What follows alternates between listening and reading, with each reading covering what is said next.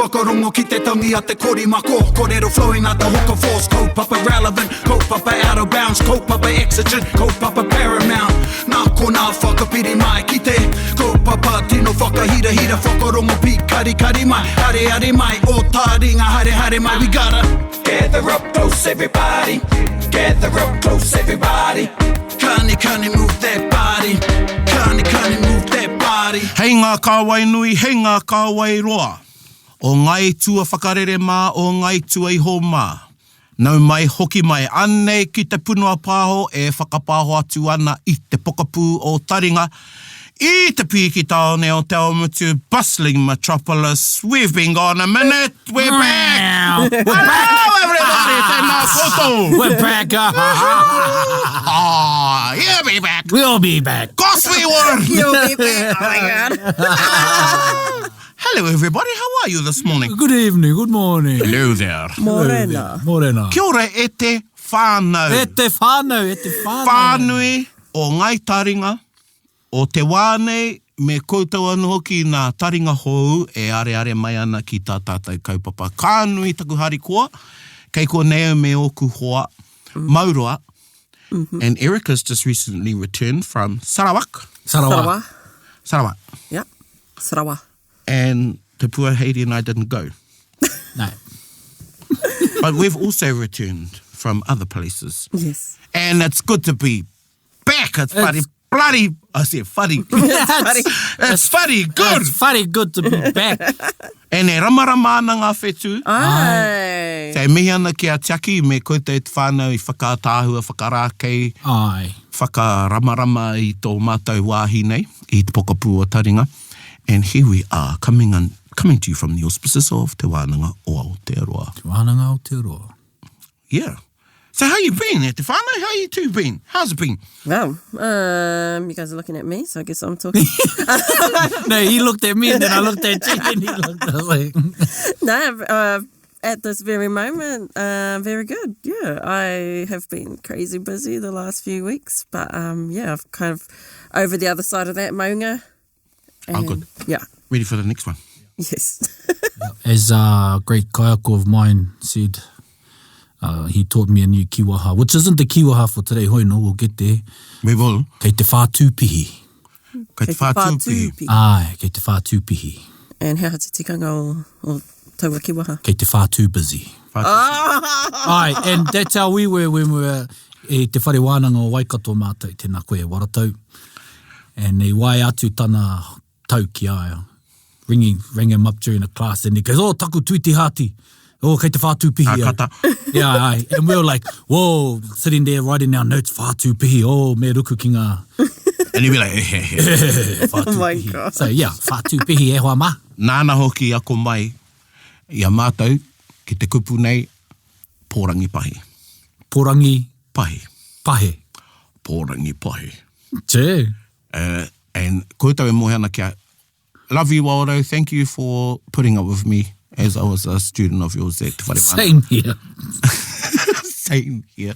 Linguistics. Lingi kui. Ringi kui. Tēnā koutou. I tēnei rā, ka kōrero tātou ki etai āhuatanga e pāna ki tēnei pōrangi pahi. What do you think a pōrangi pahi is? Erica? Crazy bus? Oh, close. Oh my goodness. Party bus. Hiripahi. Eh? Hiripahi. Hiripahi? Yeah, hiripahi. Close. What's some other words for crazy? So you got the bus right. So crazy, what are synonyms? Crazy or... Silly. What? Silly? Yeah. Now put it together with that other word. Silly bus. Yeah. Oh, silly bus. Ko tō huanga tērā. Yeah. Ai, he hauia ia. Yeah. Ai. Yeah. Yeah. So, there you go e te whānau, whātūpihi. Whātūpihi. And pōrangi pahi. Pōrangi pahi. Piki taone. Piki taone. And we'll talk about those neke taima. Ai, neke taima. Engari e nei, tino reo tērā ki a tātou. Ai, kuia. And I don't know about koutou e whakarongo ana and koutou e ako ana. Tātou e ako ana I te reo. And I'll talk about me. You know, I went through this. I'm not going to use any of those words. Me tūturu. Yeah. me tuturu pautaka. Pautaka. E ne mārana ki taku kuia, e i au i te kura tuarua, te haikura. And that's the other thing, haikura, all those words, but I hoki mai i tētai hararei i nā wheke rāne. And I was using wakarererangi for plain. Yeah. Engari ki a rāta was aeroprena. Aeroprena. E ni au e kōna, o he wakarererangi, and ko tahi ana ke te tangata ka hoi te waka o te rangi, ko te atua. Kia ora. Ei. And tēte atu kupu kāri paingia taku kuia. Me rātou. And I think we featured it on one of our antics, nā me motuhake, and we played a waiata tangi that was sung at Tūranga Waiwai i te pōwhiritanga o te hokowhitu atu. Oh, yeah. Vaguely remember. Yes. And I pēnei te... Ka pā mai te rongo I runga I te reri o pango ana ngā rangi I te tia mana. Talking about how they'd get that wait to hear on the radio. Yeah, Wera yeah. tērā, ka pā mai te rongo I te reri o... Reri o, And yeah. Me te wī ke ne pepa. Iai. He ahoatanga tērā hakoa haere koe kiwhea. Kei tēnā iwi, o te ao ngā kupu loan word. Loan words, ai. Me mutu tēnei kōrero te transliteration. Ai. Ka wai o tērā maku te rangahua te Yeah, tikanga. ngā kupu mino. Yeah, phonetic transcription. Yeah. And you know, that was a huringa whakaaro ki au, e te mātaki au te kōwhaorau, kōrero ana ki Quentin Hita ki tētai kaumātua no Ngāti Hine, Taura Sherrington, tēnei. Yes. And wana, te nui wana relation kupu. to Kate. Ai. Ai, tika. E te nui ana kōrero ngā kupu mino, ne? E ni ki ia. Kāre, hore kau rātou I te whakapākehā I te reo Māori, I te whakamaori kē rātou I te reo Pākehā, nā te mea, he hunga tupu Marika I rito I te reo. So they were native speakers. Yeah. And so when you say it that way, and if you're a second language speaker, you're trying to go tūturu. Yeah, Native speakers. Yeah. E te whakahanga I tō rātou reo ki te ao hou ki a rātou. Yeah. You know, so koia I tukuna I te kapu ki te sinki. But that was a massive changing of mind for me. Like, oh, of course, they're native speakers, so... Well, it's just like those days of the week, right? Yeah. Yeah. Yeah. How, you know, got those really Mane. meaningful flash Tuai. words. But Wenere. yeah, Tai. actually is that the more tuturu way to do it. Tuturu way is there is none. There is none. You go sleep, you wake up. Ina pō.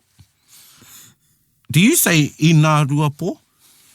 I nā rua pō, I nā tahi pō, Yeah. so they know when. Oh my God. Oh my God. I nā tahi wiki, hei a tahi rā, day after next. What happened? Did you miss something? No, I just, ina rua and ina tahi. Like, oh, I just, tai rua.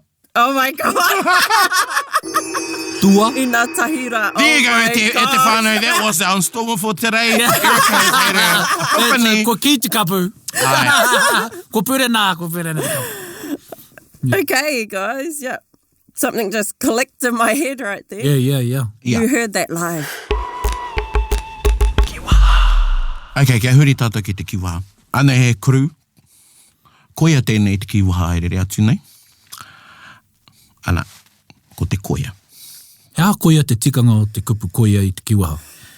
E hara koia tērā I te tino pātai hi anau ki te whakautu. Nā, korongo koutou ko te koia, and I think we've spoken We about... have spoken about koia as an emphasis word before. Yeah, we've used it for maybe, I think, I don't know, whatever episode it would have been, but, you know, you can say koia. Koia hoki. Like, yo. Yeah, that's it. Yeah. Koia. Yeah. Koia was like, yeah, okay, sure. Koia. Yeah, sure. When you think it would be like, yo, right on, but yeah. And then you've got koia pū. And if you're wow, I don't know which parts of the neighbourhood of Tainui uses the re, but I know... Koia re? Yeah. Ah, yeah. You can say koia re. Yeah. So re, not only there, in Arare. Tainui speak, yeah, that's arare, but re can be used as an intensifier too. So when you Ai. do it with koia, it's like koia re. Koia re te. Yeah. And you would have heard us use it in a sentence. So, E hara koia tērā I te take. Now, we've leveled up. E hara tērā. Yeah. E hara tērā I te take. E hara koia tērā I te take. I haere ai ia That's ki. not the reason. Yeah. That's really not the reason. It's really not the reason. Oh, that's really Yeah. Yeah, not yeah. the reason. Yeah. So- hara koia tērā I te take I haere ai ia. So, I haere te pāpā ki te mirimiri. Engari, e hara koia, te take, I I haere sounded ai. like Muttley. Shina whana washa this. Do you remember Muttley? Do you remember Muttley? No, I don't know. No, you didn't remember who Cypress Hill was. Koi, yeah, I should have known who Cypress Hill was. She was like that guy. There's a few of them actually. I've heard the name before. Yep. Yeah, anyway, koia. So, in that, I roto I tērā tauira, ko te koia kei te whakakaha I te aha. E whakakaha ana I te... Well, kia au nei, e huri ana te whakaaro. Yes. It's more of a, not a diversion, but an actual to bring to attention something else. Yeah. Whanasho feel one you were going to do, because when Muttley butted in, Eh?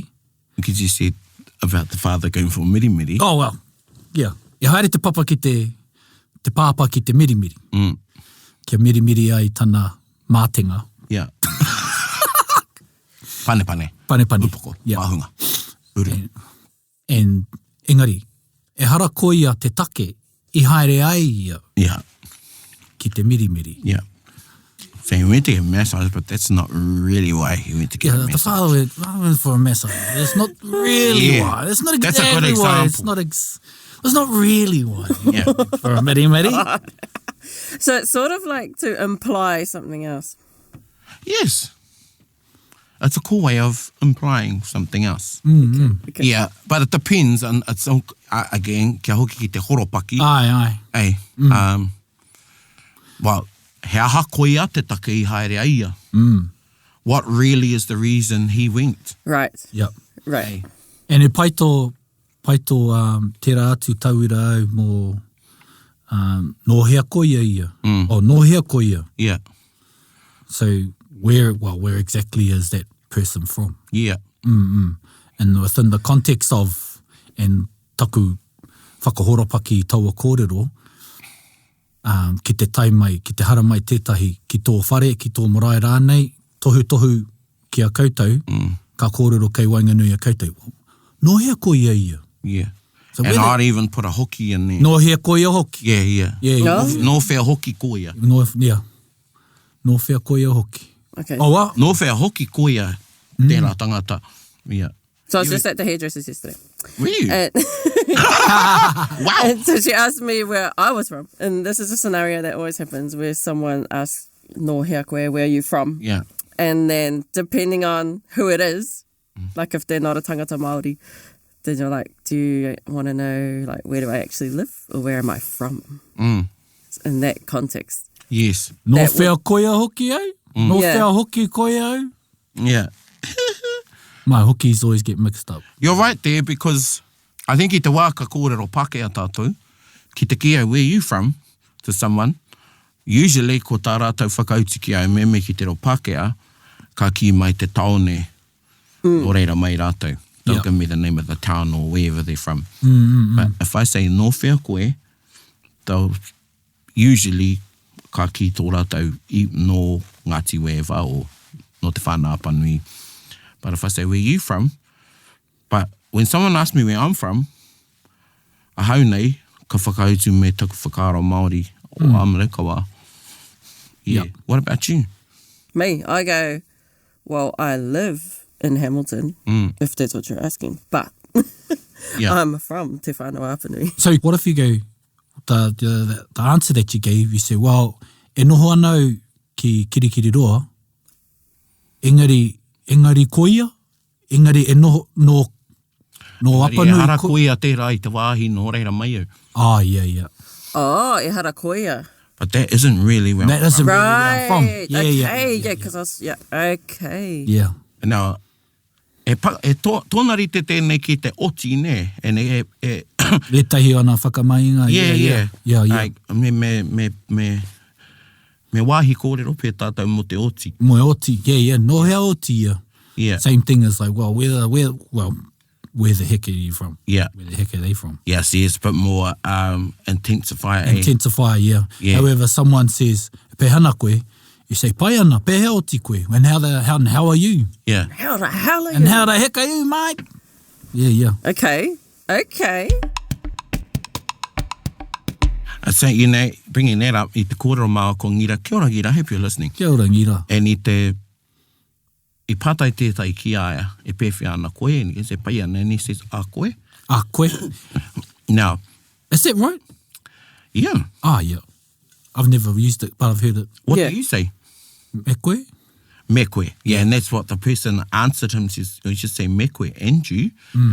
Now, pewhi tēnei kīwaha. I think we've talked about it.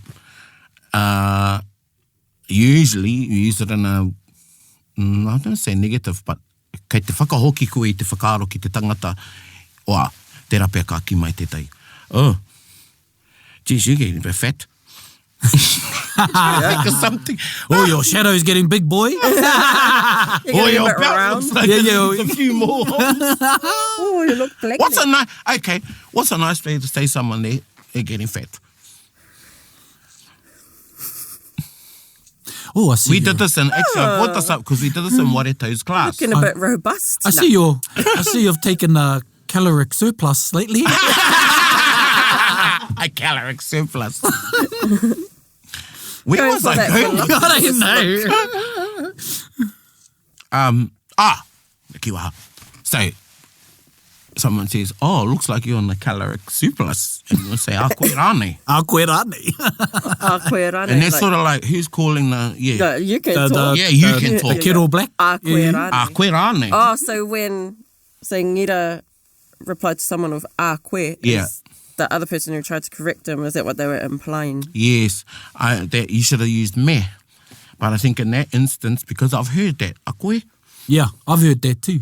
And I think, e kaha ke ngā iwi o te tairā whiti, whanāpa nui, tino ka hanei a ngā te porau, a tūhoi anō hoki mā tātua.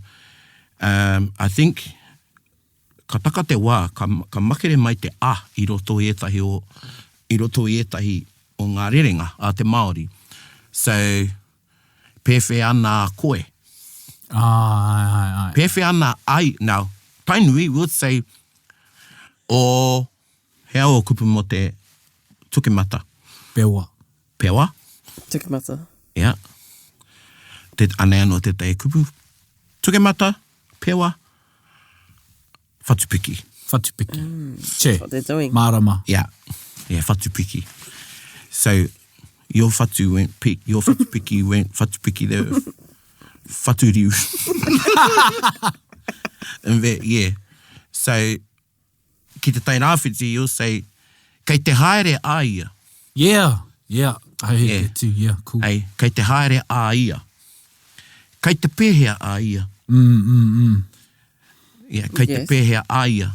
Yeah, yes. But ki konei, we just say, e pēwhi ana ia. Yeah. No, e pēwhi ana a ia. Yeah. Okay. E aha ana ia. Well, because I guess with the ana, then you'll go ana a ia. Because of the diphthong. The diphthong, The yeah. diphthong. Dipth. So, karere. Dipth. Oh, so it just Not rolls dip. in. Not Dip. dip. Dipth. I think Morgan's trying to look in there to see what the hell you're He's doing. going to be like, we're going to need to wipe that mic. My lips actually touched it. Yeah, Hey, E rere ke te diphthong. Koia ia. If you're dipping your thong, well, it needs a clean. You better dip it, get that nappy on. Actually, get the bleach. Get the pre. Massage the head. Not the pre for the karakia, the pre makes it white. You better dip that thong. Tong. No, diphthong. E te whānau, diphthong. And kōrongo e tai o kuhoa. Koutai hoa ma, e whakaako ana i te reo. Pēhea te whakahua i te... Diphthong. So, PH, Diphthong. Ne. Koina. No. The Puaheris had an enlightening. No, it didn't like me. Diphthong. It's like sort of like when kōrongo au e tahi, kei te, e whakaako ana i te tikanga o te reo. Ai. Grandma. Tā Me te- orangi pai. Yeah. And ka kōrero tia nā huatanga o te whakahua. Hey. And e te hio a tātou kupu. Whēnei e kupu me ka mutu me te oropuare. Ai. Ka tīmata anō te kupu me taua oropuare anō. Ai. E diphthong tērā. They don't Ai. necessarily have to be in the same word. Ai. Hey. Or you get two vowels together. Karere ngātahi. Yeah. Pera i te trāwhare. Tarawhare. Pai tērā kupu. Yeah. E haere ana au. Na e haere ana au. Ai. Haere ana. au. Yeah. Haere ana hau. Yeah. E haere ana au. Yeah. Māwai. Mau. Ana. Karawhiu atu. And then ara nā kupu. Yeah. Kei reire e tahi. I te kupu kotahi nei oropuare two vowels. O. Oh. Yeah. Hey. Pō. Ai. O. Au. Those all diphthongs, two vowels together. Not diphthong. Diphthong. E hoa mā. Don't be a dipstick. So there's diphthong. Ko tētai atu, and this one cracks me off. Ka rongo au e tai e whakaako nei te pēnei tēnei, te whakahua tika. Whakahuatanga tika. Whakahua angarane. Tika o te kupu. And then ka huri ki te reo Pākehā, and they'll say, we must practice correct pronunciation. Yep. Now, hea te kupu tika? Te puairi? Pronunciation. Pronunciation e te Pronunciation. whānau. No nā tata nei ko taka mai te kapa ki au. Mo taua kupu. Oh my God! Oh my. Well, I'm happy for you. Yeah. But he toko mā te hunga ka kōrero mo te pronunciation. Pronunciation. Yeah. And ara anō e tai ka kōrero mo te enunciation. Enunciation. Anants e hoa. Yeah. And he wāhanga katoira me ka whakaako koe tētai ia koe anō. Elocution. Elocution. Pai. Yeah. So I think, ke hoki ki tērā, I think i roto i te wā, i taka mai te a, Yeah. ne? So e pewhi ana a koe. Kei te pēhea a koe. Ai. Now, e tahi, if MC Grammar was here, I think he would agree with me or not. Kia ora, Jared. Tēnā koe! Hoki mai. E whakapai anau, ko ki te au e tahi o ngā rerenga ki te reo Māori, te reo Hawaiiana, ara e tai wahi kei rea te i ngā rerenga kei a tātou kei te Māori o Aotearoa nei me te Waipuinamu, whakawhiti tiki whanakauri, but koara. And e ki te anau e tai rerenga Māori, kei reira e tai o ngā kaore i tō tātou reo i nai nei, but e kōrero tia tonu tiana e ngā iwi o reira. Yeah. Yeah. So I think it was once there. Ne. Now, tētai kupu, huri rauna i te moana nui a kiwa mo te pai is, now what is it inside? Like in Tahiti, it's maitai. Maitai. Maitai. For pai. Yeah. Ai mohanau ki te mea o tonga, sai. Yeah. Whewhe ake saipe, sai. Yeah. And what about Samoa? Nā manuia ki taku mohio. Oh, Ai, yeah. eti taku Well, that's mohio ki cheers te reo. too, eh? Hey? That's cheers as well. So you got maitai, not mai tai. So that when you have that drink at the whānau, and it could be a virgin one, not condoning, but if you do, you do.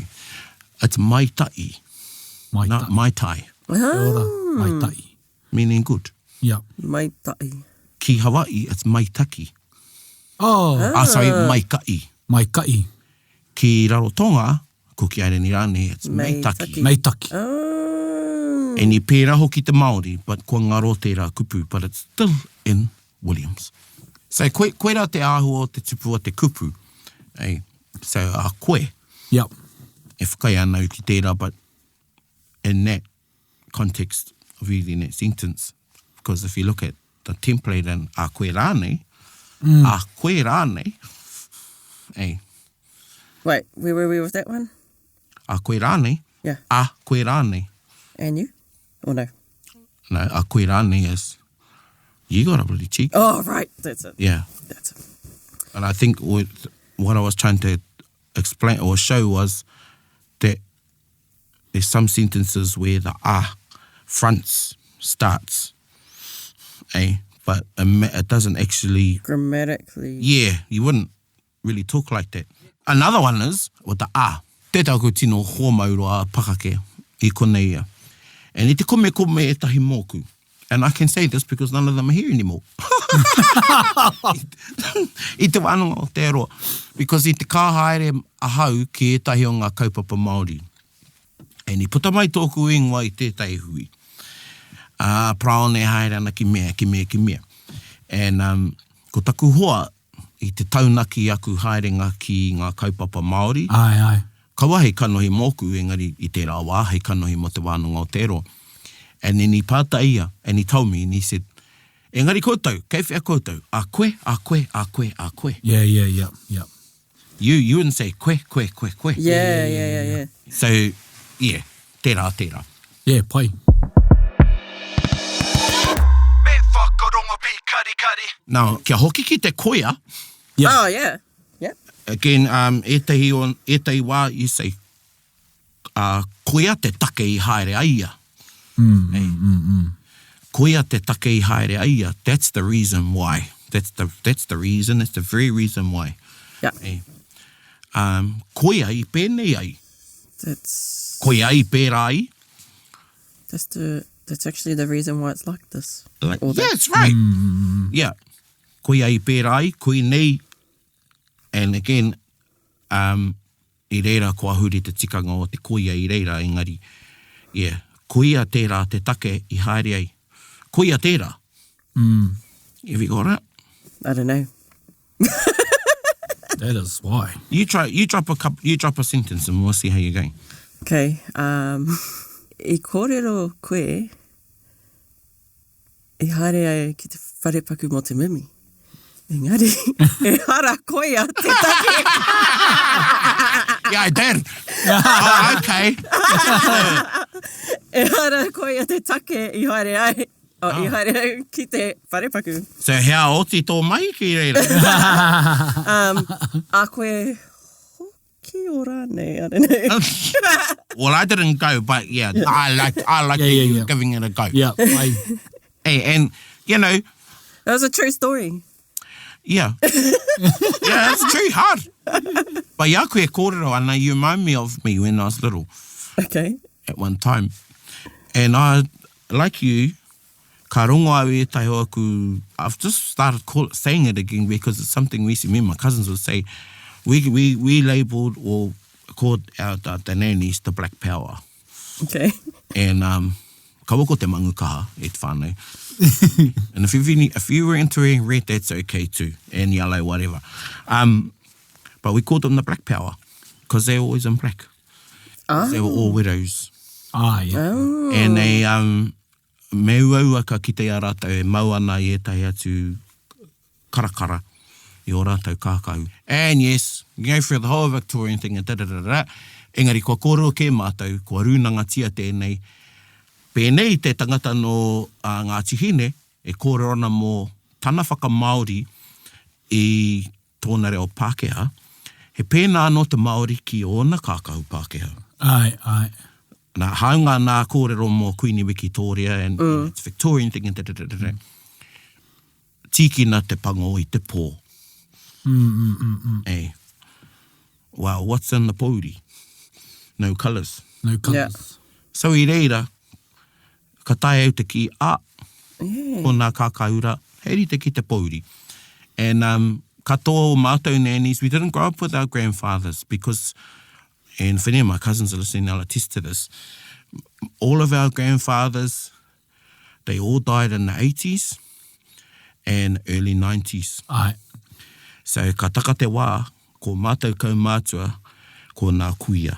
Ai. And it was the Black Powers.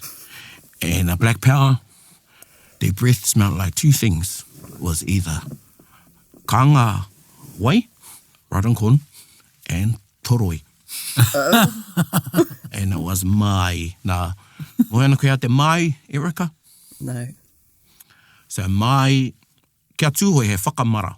Oh, okay. Yeah. Yeah, so any kai that you've made to ferment. Yeah. And you both did it of on those are purpose. from You did it on kōrero. purpose. It's a bit different than your cheese that's been in there for a few months. And you know what? You just cut off those Māori bits. Yep. Those dry ones, yep.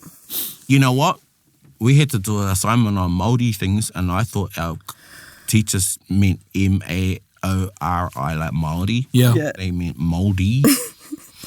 And you know, did you used to do those things when you do a big presentation on a cartridge? Big cartridge? Yeah, big yeah, cartridge. those science board Yeah, things. yeah, and you get the stencil thing out and do your Do a lettering. title half the size, so you need to do a little bit of writing. Yes. I know those ones. You had a big thing in the middle. Big bombing. I did this whole thing on ngā huatanga Māori, but it was mouldy. M-O-U-L-D-Y. Love it. Take me back where I started. Something about true stories. I reminded you So of the Black you. Power, I'd hear them use these words. And now I know they were kīwaha, ki angarane, ki rehu, and I'd give it a go, just like you. And it wasn't until I gave it a go and got a growling, because I said it wrong, or Yeah. used it, that I would know. Okay. Yeah, Hey. he pai tērā. And I know when I could engage in a conversation and when I just had to shut my mouth and listen. And that I was even lucky to be still there. And te kōrero tēnei kōrero just the other week actually, e taiwa, e kōrero nā nannies. And you know, e nohana mata i te pauri, the little house, and they're still smoking inside then.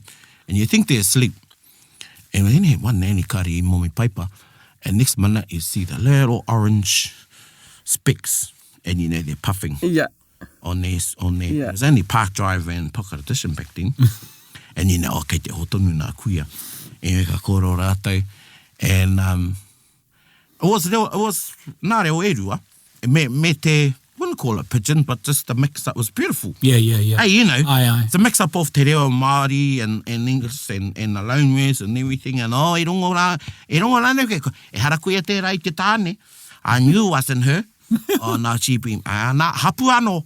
Anō. And then those ones, they'll be like, hey, la nyo korea. Because one of my ears is deaf in this world. And then I have to like, because they're talking about like, you know, nā pūre mū, ngā moe, Yeah, those sort no. of things. Ai, kōrero tuku o katoera. Yeah. So you remind me of that. You got to give it a go at the whānau. Give it a go. Give it a go. Tika. But did you die now? Yeah. Did you get whakamāia? Yeah. Did you get mamaia? Yeah. Yeah, so what? What? Move on. Move on. So, you know, me koe, e hara koe ia i te whakaaro Māori, ne? It's not really a whakaaro Māori. E whaiwhai ana i te whakaaro I think Pākehā? he tērā rerenga. I mean, And you? Yeah. Whakamāori ana i te whakaaro Pākehā? Yeah, it's always tricky, that me. With, it's pēnei tēnei tētai e ne pawako tēnei. Nō reira koe. Oh no, what about this one? Wait on. Remember what I was I'm still talking at about? the me pēnei tēnei. I'm like, is this a new? Yeah. This was funny. We were playing cards last week. We play cards once a month. And we go around ki o mātou kainga, cozies, and we have a new game. Anyway, I'd had enough playing cards, and we were watching a music video, and the song was called You Are So You. You're so you. You're. Yeah, you are. Yeah, you You're are, so yeah. you. And I looked at it, and I said to my cousin, I said, you know what? You're so you. He tino koe. Tino koe. How would you translate that? You're so you. You're so you. He tino koe. Se no koe. Hey. And then we had a big crack up about it, and then everyone started using it. And that's our kīwaha board. That's our... Yeah. You know, and then we cut one out. Well, I could have done. I said, no, you know what? From now on, we must say that person's just so them. That's just so, you know, it's when you go, oh, that's so Erica, but in a positive way. Oh, I know one. Like, Right. yeah, like, not like I won't name who it is, but, and love you, Pani, I love you, Leon. But te hiwa, I te wānanga e tehi. I got no feelings that I wasn't a part of it. Anyway. Let me touch it with my feather. Yep. Anyway, ka hoki mai te rongo ki au, i oti i a Leon now, ko pāne e te i kupu. And then this mentor of ours said, it reeks of pāne and Leon. Oh, what about your face? Like that, so Leon and pāne. She said, I said she. Okay, it was she. She said it reeks of pāne. Oh, that's implied in a bad way. Yeah, it is. Yeah. But I laughed because I know. Yeah. But, yeah, how would you translate that? You'll say you. Oh, I whakaaro ake ki he momo koe. He momo koe? Tō momo. Ah. That's where my tiki went. Yes. You're so you. I cut it down from he tino koe koe, like you just go, oh, that person's so koe koe. Oh, you're koe koe? Oh, koe koe. Oh, koe koe. Koe. No, koe koe. Yeah. Koe koe. Koe koe. And what is that word? Koe. What's in there? Oi. Oi. Oi. It's a? Diphthong. Yes! Diphthong? Yes, diphthong. Diphthong. Oh. Oi. The pH. There's pH level in there. Now, if your Diphthong. Now, if your thong hasn't got enough pH levels, anyway. Oh, man. If you got too much pH, what's making your thong dip? Dong, da, dong, dong, dong. Having again. Oh, e te whānau. So, I tētahi wānanga au I Sarawak.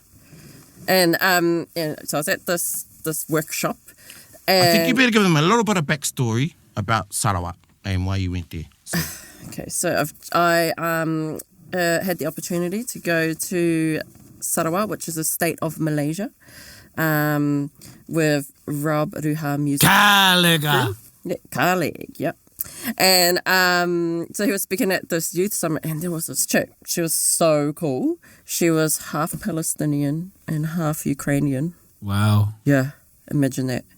My hat's from the Ukraine, that big fluffy one. Oh, I like It's that. called a ushanka. Ushanka. Anyway, she ran this real cool wānanga, and it was about, like, processing your thoughts and feelings, basically, or stories you tell yourself. And one of the first question that she asked everyone, and you had to go around in the circle, was, what's the weather like inside of you? Oh, nice. And I was thinking, that is like he hao piro piro. Nice one. Kararoto. Yeah. But I was like, yeah. Anyway, that's just a little, I don't know what you call that. That's a little something I thought of while I was there. Nice one. It was cool though. And That's then everyone was going around and, a bit cloudy or a bit foggy. And then my mate was like, I feel like I'm in the clouds, but I'm in the aeroplane and I've just come above them into that clear, sunny area. It was just like such a cool way to express your emotions without expressing your emotions. Mm-hmm. Tiro hia I wahone e Māori no ana. Ke roto I ahau e mārangai ana. Oh, beautiful. And the other one that was the same as what he just sang would be out of Kare Te Moke Moke. Ko aku ko iwi, kau te tirohia nei, ka taka kōroto ka mawherangi au. Mawherangi. Same. Oh, what's mawherangi? Turmoil. Pai ei. Yeah. Kararoto. Kararoto, love it. Ai o piro piro. Yeah, it's just a random thought I had. Not bad, James. Not bad at all. So nā te whare wia tērā kupu kararoto. Ai, tēnā. Wow, e hoa. Yeah. See, that's another cool kōrero.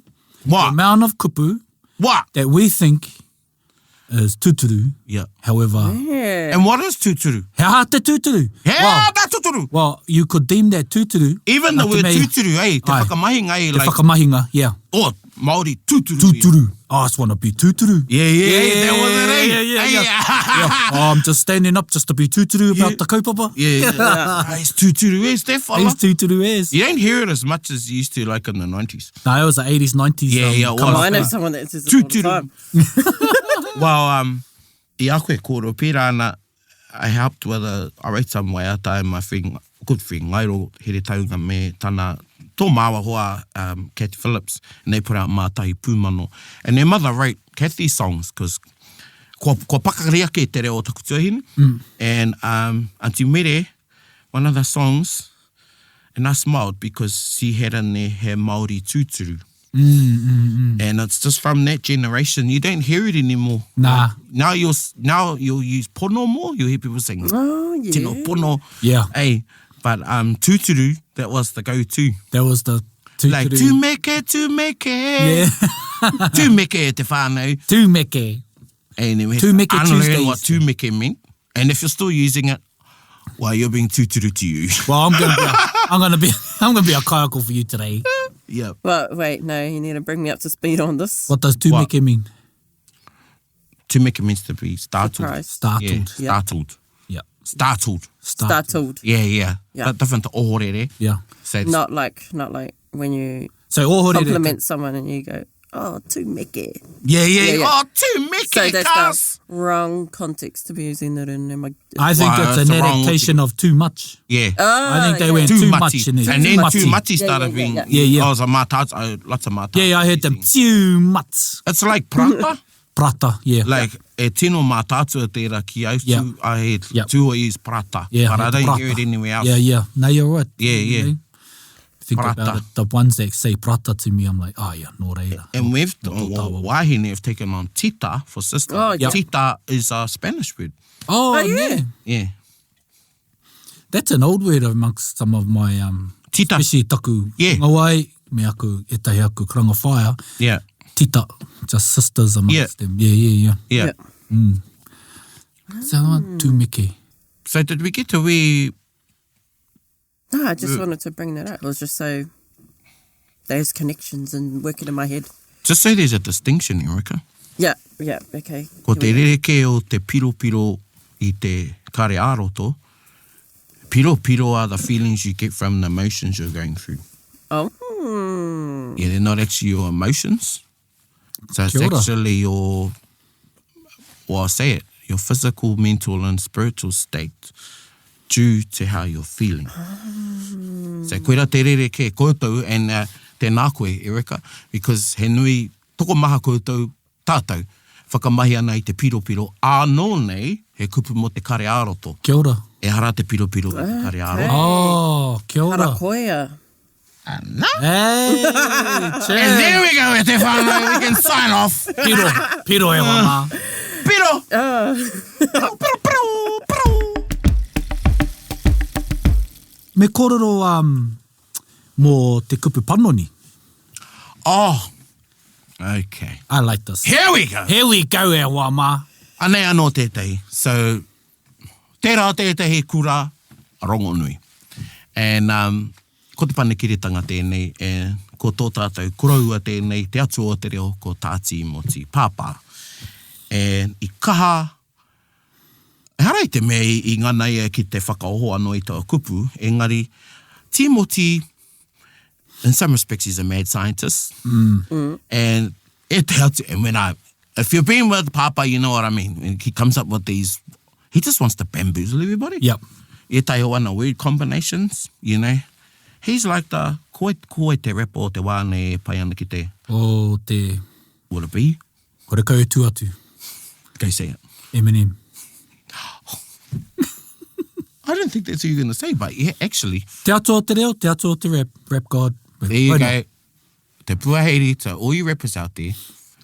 I will side with him because he krewa. Not just krewa. Anyway, we don't go down there. Timothy's got this thing about, not this thing. It's our duty, I guess, and responsibility ki te whakaoho e tau ngā kupu, kūaroa. Ai. E noho ana I te puehu. And panoni was one. Ai. Puahoaho was another one. Puahoahoa. Yeah, puahoaho. Puahoaho. Puahoaho. Kua Oh, puahoaho. Ai. Kua marama. Ko marama. Yeah. And then I werohi au o ai hari te mea werohia, e ko tāmati tēnei waka. I te wānanga māua, I te whakamahinga o te kupu puahoaho, I te mea, ko te wāhi e tino kōrero ti ana te puahoaho, ko te wā i whakawhiti ai ngā kanohi o karihi ki ngā kanohi o whaitiri. Whaitiri. Mā takataka. Ai. And kei reira kei te kōrero tāwhaki. I don't know. Now, the draw's dropped on the angle. Don't worry, that's getting recorded. You can rewind it. And puahoa o enlightenment, puahotanga, and ana. So ara e tai kupu. Nā tīmoti, harai te mea nāna ngā kupu, engari nā tōna kaha i ora ai ngā kupu, ana e ora tonu nei ngā kupu, and e tehi o mātou āna tauira. Ai. O te wā nei. E kua muti te wha. Noho a kraihe nei kua muti te whakaakona engari ka whakaakona tonu tia mātou e tīmoti. Pewhia. Ina warei te whana si te tīmoti. Papa, huri au ki te ako i te reo i tāri ana. I'm going to learn Italian and tīmoti to me. Me ako koe ki te kōrero Māori. Ai. That little dastardly lass. You speak it in English. Yeah, you take it along. You take it along. You speak it in English. English is long. And anyway, tētau ngā kupu i ka kōrero tia e Aotearoa e mātou ko te panoni mo te change. Ai. E ko tino ora mai te panoni. Ai. Ana. But what is it? Ei? Wa tētahi wā e noho ana mā, and it was a hui kai whakawā mō te patatini. And e noho ana, actually, I was sitting with Ka Williams. Nani ka, mihi ana kia koe nani ka. Oh, yes. And i makere rānei makere ai te kupu panoni. And then Ka went, ka huri mai ke says, kāre au e whakaiti i nā whakākoranga e tahi atu, ne? E tahi atu. Engari, ane tāku e mōhio nei ki te nā kupu te panoni. Ne te panoni. Nā ko te tini. Mutu ai au te kura. Ahi, ka tini aku kākahu. Kāre au e panoni i aku kākahu. Ne ka tini i aku kākahu. Mehe mea hau i whakamahi te kupu panoni. Ka tikina e au taku tiha te mā. Kātahi ka rumakina ki te wai whero. Ne? Ka puta mai taku tiha te i mā ai i naere. Kua whero, kua panoni au i te tai o taku tiha te. Ne? Koera te wairo o tana whakaako i au, and then she just left it ai. And then I got, it's more of a transformation. Transforming to something else. Yeah, has taken place. Yeah, so I mutu taku kōrero i te panoni mo ngā mea kato. So, ke whakahanga. Where I was using tini for. Yeah. So, ki a few things to note down. Rere ke etahi whakaritenga i tētahi wātaka, he panonitanga tērā, o he whakarerekētanga noi o tērā? Whakarerekētanga. Ai. Yeah. So, panoni ai the action was a whakarereke, but i tini koe, was the same, but... Yeah. Yeah. And so, panoni ai koe i te wātaka meaha kia panoni ai? Well, you think of a new way of how to actually do a wātaka. Total. Like, you know, how we look at a wātaka, and we're so set in our ways. I mean, it's like how we run a huye, like a committee or anything. Tataima. Yeah. You gotta have a chairman, da-da-da-da-da. Yeah. The agenda. Now, tērā pia, pēnā tētai puari kei runga nei au, ko nā, e te nuinga nā puari, e muara, ko nā miniti te tīmatanga. Ai. Engari, tētai puari kei runga nei au, ko tā te hea mana waiho ngā miniti mō muri.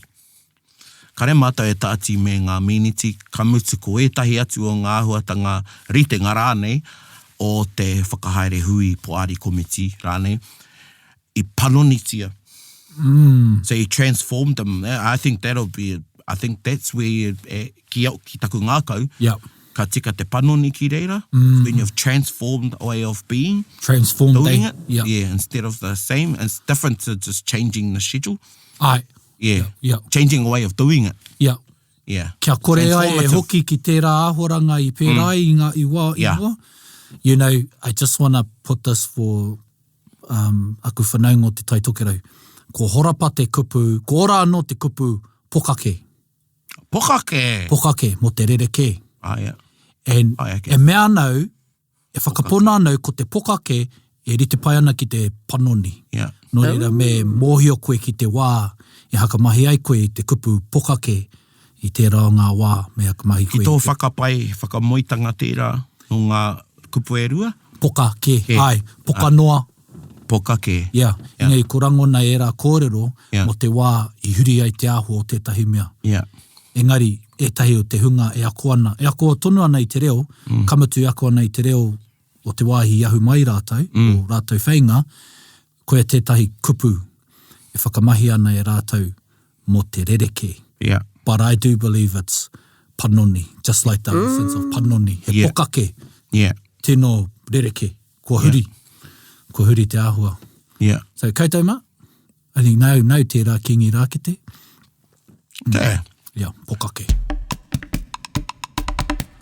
Wai pēnei, kua timatau ki te tuhi i ngā kupu e mahara nau i kōrero tia e taku kuia o tira rātou te black power. Ai.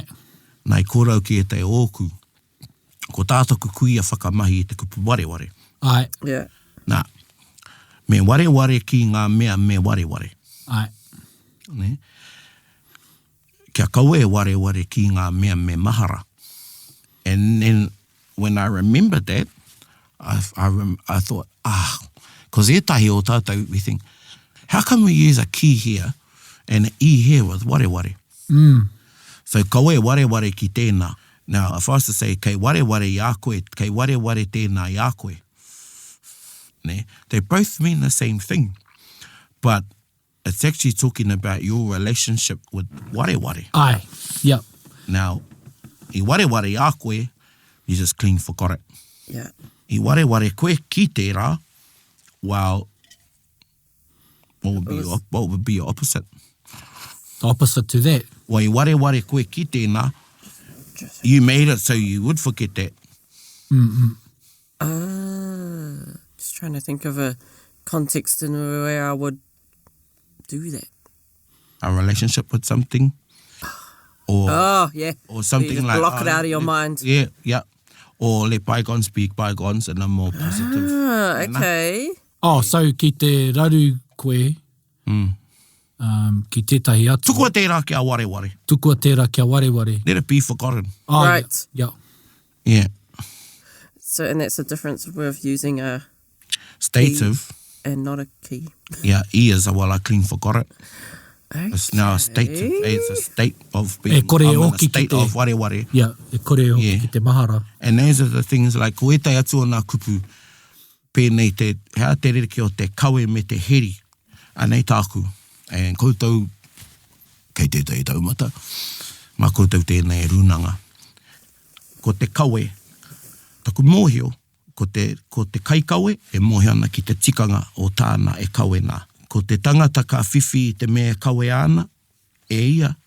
E kawe ana e tērā tangata ki aia, te kai whiwhi ne, kei te mōhio hoki e ki te tikanga o tērā. Ne?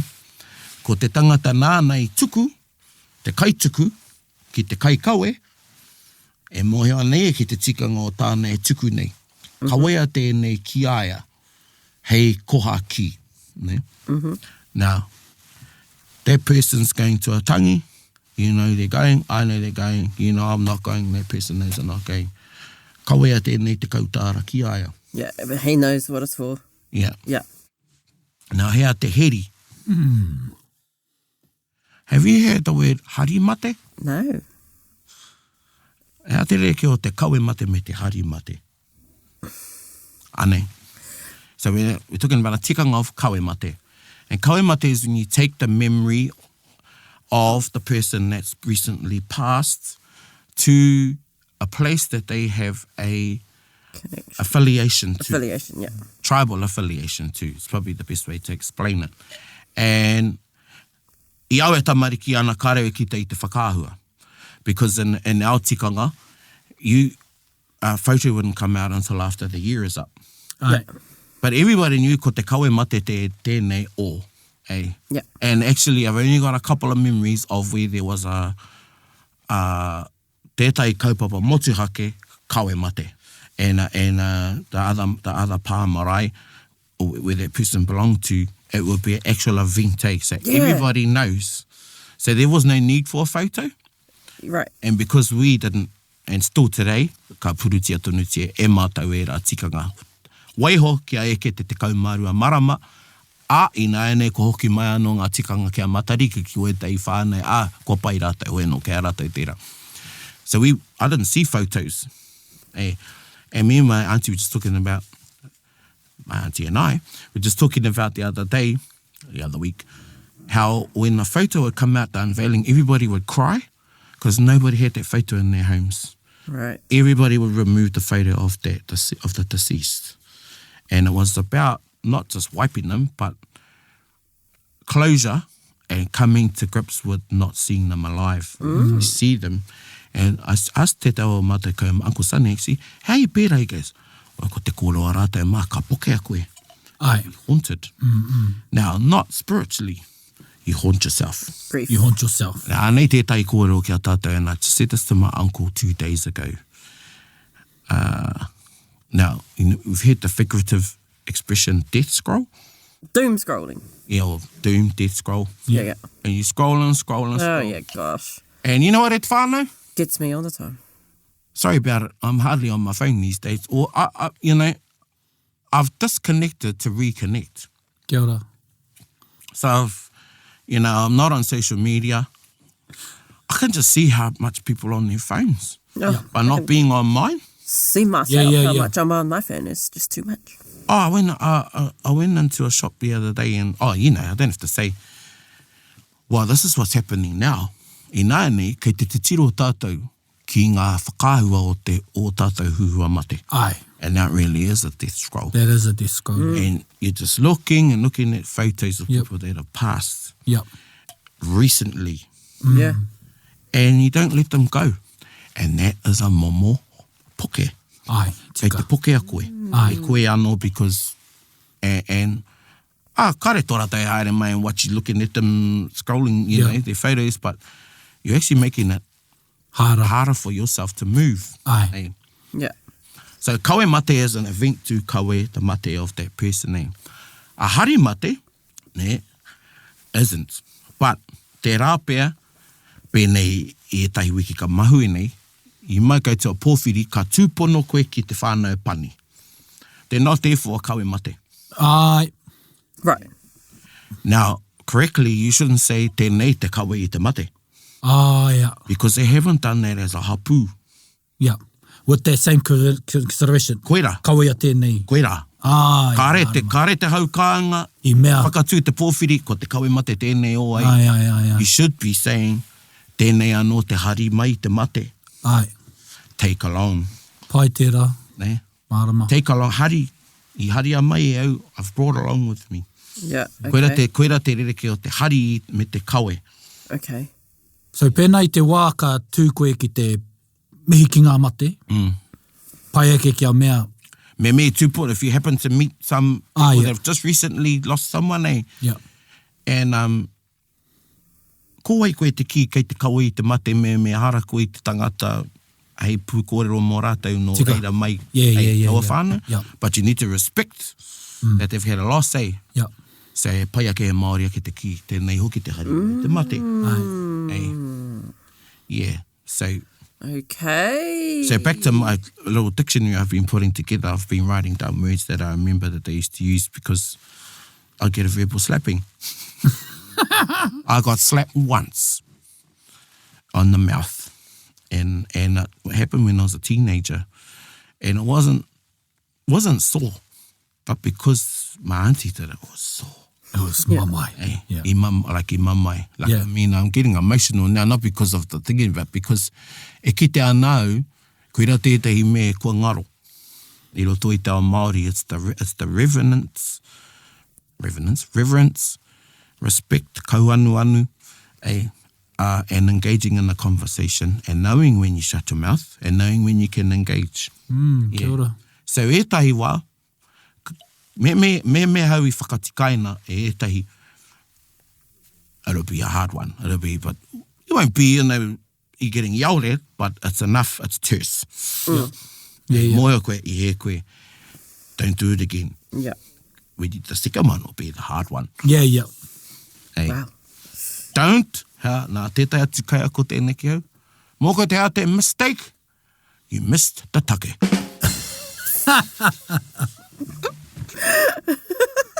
Koe rā te mistake, you missed the take. Mō reira koe tau ma, koe missed the take.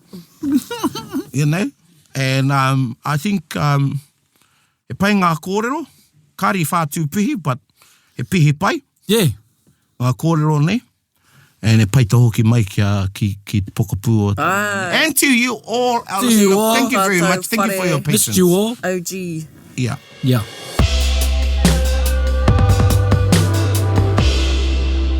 Nō reira, tā tātou waiata i tēnei wiki e hoa mā, whakarongo mai.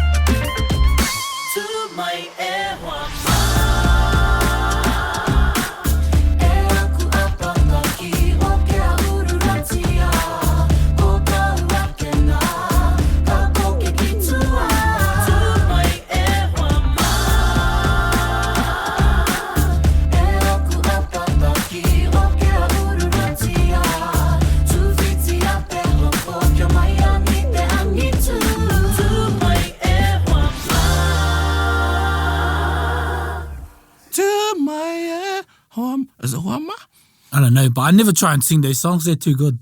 Only in the shower, only in the car. We're going to talk about that. How do you make a compliment without complimenting? How do you make a compliment without complimenting? Yeah. Nice. So pack that one. And when is a question not a question? How do you ask a question without asking one? Yeah. I like that. That's Socratical. Yes. Socratical. Greek. These words Greek. that I have Socrates. no idea. what they mean. Socrates. Yes, I've heard of Socrates, but Socrates philosophy. What about this? Hypotheses. So one of my, actually, koenei tētau ko tino kai ako tahumihi ata. And I tētau I kōrero mātou, and I te whakaako I te taho Timoti, tahumihi ata Pānea, Leon, who else was there? Nā, kua riro kia wharewia. Anyway, we're outside having a discussion. And Ngāringi. Ngāringi was there. Ko rāwai mo me ana. I might be with you with them now.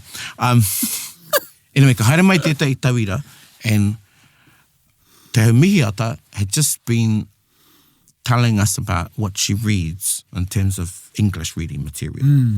And she's talking about Greek philosophers and da-da-da. Right. Anyway, ka haere mai te whakaputa mōhio nei ki wao. E nea meni whakaputa mōhio. Anyway, ka haere mai ia, and he tame hei hei tēnei. Right. You know what that means? He Rooster. tame hei hei tēnei. a rooster or no? So what do I mean when I said, he hara mai tētai tauira he tame hei hei Oh, tēnei? yeah. Yeah. So hara mai te tauira he whakaputa mōhio, o tira he tame hei hei tēnei. Haere mai, and not even a part of our conversation over there, but kei te Whakarongo piri tangaroa. Piri tangaroa. Yeah, tangaroa piri whare, ne? Oh, look, there's that one's another one. Tupai Whakarongo wānanga. Yeah, that's another one. Ka haere mai, it's over there, we're over here. And e kōrana, we're not even talking about what te miata was teaching. Ka tai ka patin te tame hei hei nei, and says to te miata, oh yes, I read Pluto.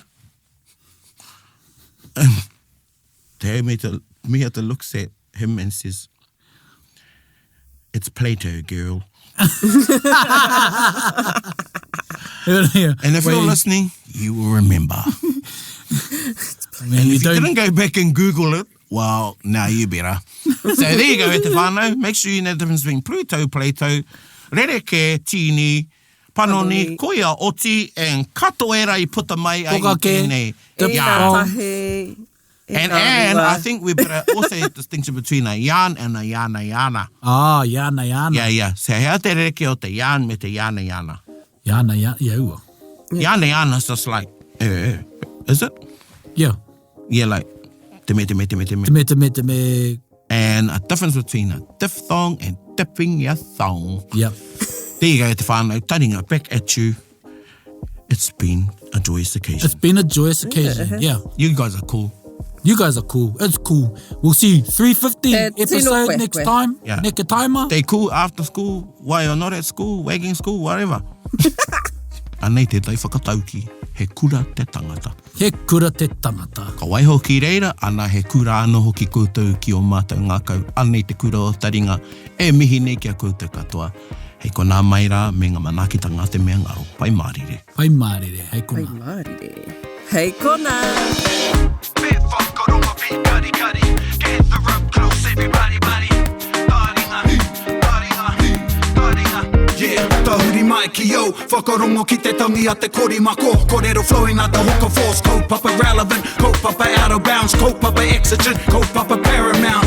Nā ko nā whakapiri mai ki te.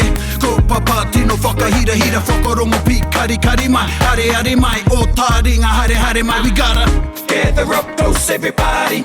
Gather up close, everybody. Kani move that body. Kani move that body. Taringa. He mea tuku nā te wānanga o Aotearoa. Nā te māngai pāho me irirangi te motu I tautoko. To listen to more episodes, search for us on your podcast app and subscribe, or follow us on Instagram and Facebook. Taringa. Whakarongo mai.